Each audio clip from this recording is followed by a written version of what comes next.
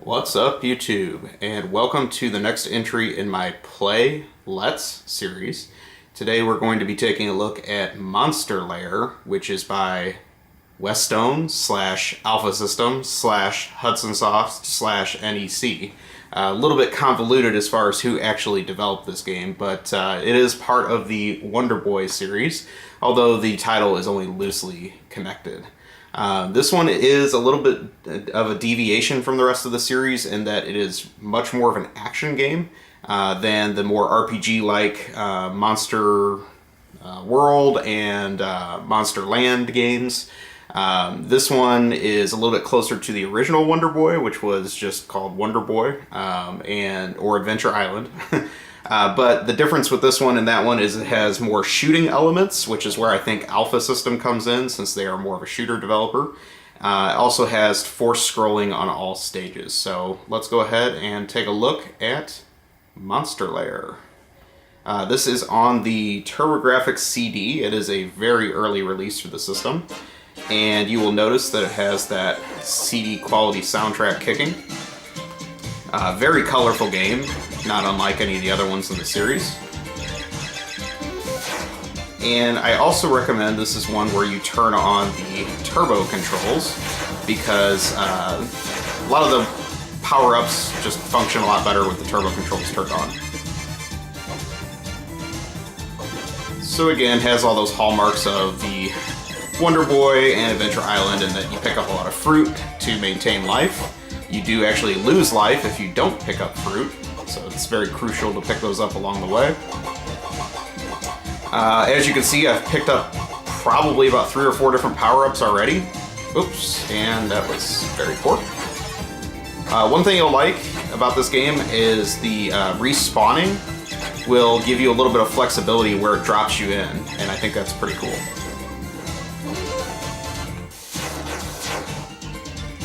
Anyway, as I was saying, there's a ton of different power-ups, and you don't keep them very long, but you will use many of them throughout a stage, typically.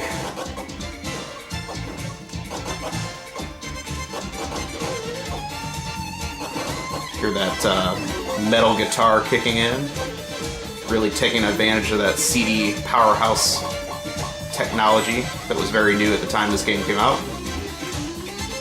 I believe this came out in 1990 in the US, maybe even earlier in Japan, but definitely one of the earliest Turbo CD games. And that is the first level. So the levels are very short in this game. I would say they're even shorter than original Wonder Boy.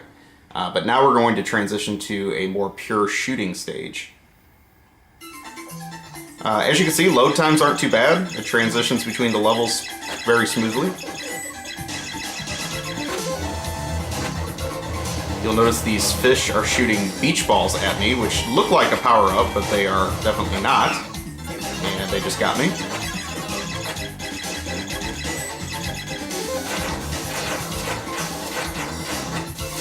You get, several hits at least, which is nice.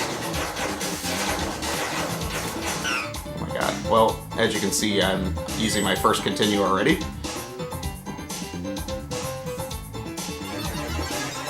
And a little bit of graphics glitch there. Okay, it's transitioning into the boss. That's what was going on. So here we have a giant fish. Again, very colorful game. I think they did a nice job with this. This would have really stood out in a store demo if you compared this to the other games around the era of 1990. This would have been a good, system seller, more so than like Keith Courage or even whatever the first other CD games were that they promoted more heavily. Surprisingly, this game does not go for a ton of money, at least as of the time of making this video.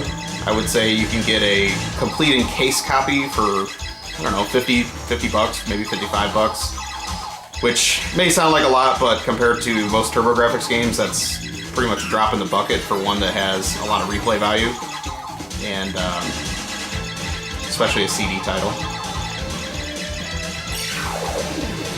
Because this is an early CD game, you don't need the Super CD card or anything to run it. It just runs just fine off a standard CD card.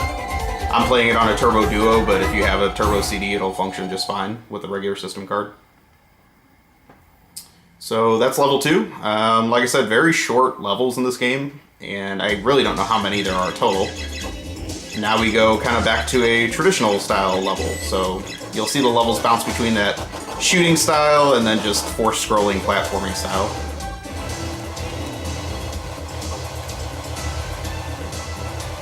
I really like these giant blue monkeys. I think to some extent they were in the first game too, but they definitely look more animated and colorful in this one. It's kind of interesting what's going on with this series. There's obviously the remake of Wonder Boy in Dragon's Trap, the third title, I guess, in the convoluted series. That one got remade last year for PS4 and also is now coming out on the Switch, I believe. But then I think there is a remake of the Sega Genesis Wonder Boy and Monster World title also coming. So I don't know if this one's going to get its due or not. It's kind of interesting to see what's going on with this one. There is also a Japanese-only PS2 pack that has pretty much the whole series of early Wonder Boy games on there. I'm pretty sure this one's on there. I haven't played mine in a few years, but I think it is. Gotta love a game with cake power-ups.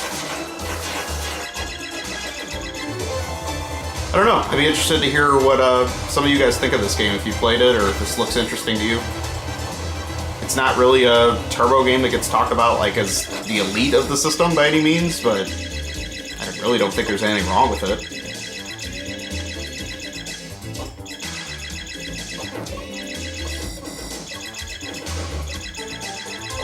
As you can see, I'm taking quite a few hits, but I think you get about, I don't know, 3 hits or so per life, so it's somewhat generous. I would say this one's maybe a little bit more forgiving than most of the games in the series.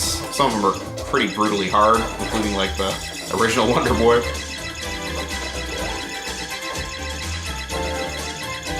I do like the giant snakes and the cake power-ups.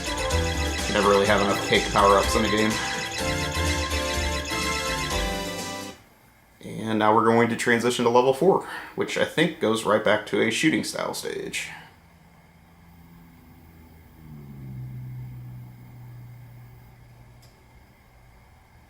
A little bit of loading time, but again, this is early CD technology, so I can certainly give it a little bit of forgiveness. As you can see, this shooting stage looks almost exactly the same background as the last one, so not exactly a lot of creativity with that, but that's what you get. It's definitely a little more difficult.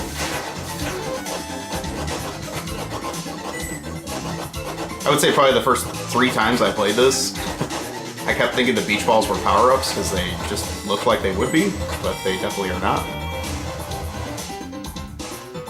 And already we're at the boss. Like I said, these are very, very short stages. Now we have a giant snake. I think I have to hit him in the head. Very nice, large sprite though. Give a lot of props for that. I think they did a nice job with these. Okay, I'm not playing very well. So this is my last continue, so we'll see how I do. This will probably be the last. I don't think I'm gonna start a new game, but at least you'll get an idea what this game's like.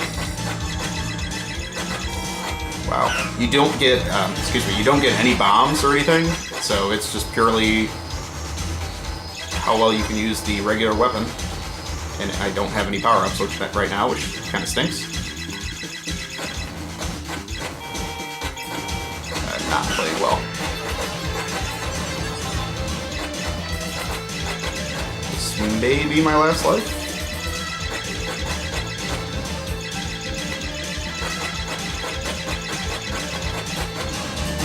I would say this is probably the only game with deadly beach balls. That would be my guess.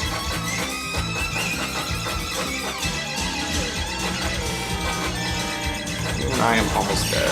Oh, got him with one little chunk of life left. Nice little explosion effect there. Give it some credit for that. And there's the happy little end stage music. You can see I got a very puny bonus due to how little life I had left. So now we will play stage 5, I do believe it is. see how this one looks. Hopefully you can hear the music okay. I tried to keep it at a level where it would come through but also not be overpowering the video. So I do these Play Let's series videos very loosely. I don't have a capture card or anything like that, so this is just purely running on the original game hardware with original software, using a FrameMeister to upscale the signal to my new TV, since this one's not a CRT, so hopefully it looks okay.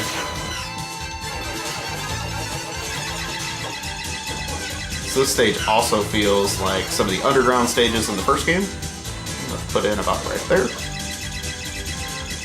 I really like that function where it will respawn you kind of where you want to drop in.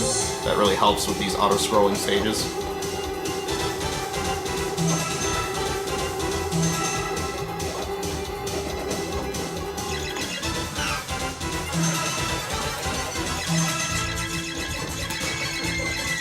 I don't know where I would rank this game in the series overall. Jeez, really? Okay. So, I believe that's it for me. Yep. So hopefully you got a taste of this game. I don't know where I would rank it, like I said, overall in the scope of the series, but I think this one is decent.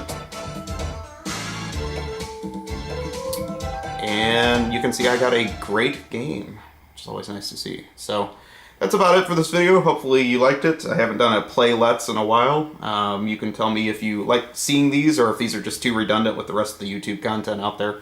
Hopefully you did like the video. Take a moment, like, comment, subscribe. Let me know what you think, and I will talk to you soon. Have a great day or night, wherever you are.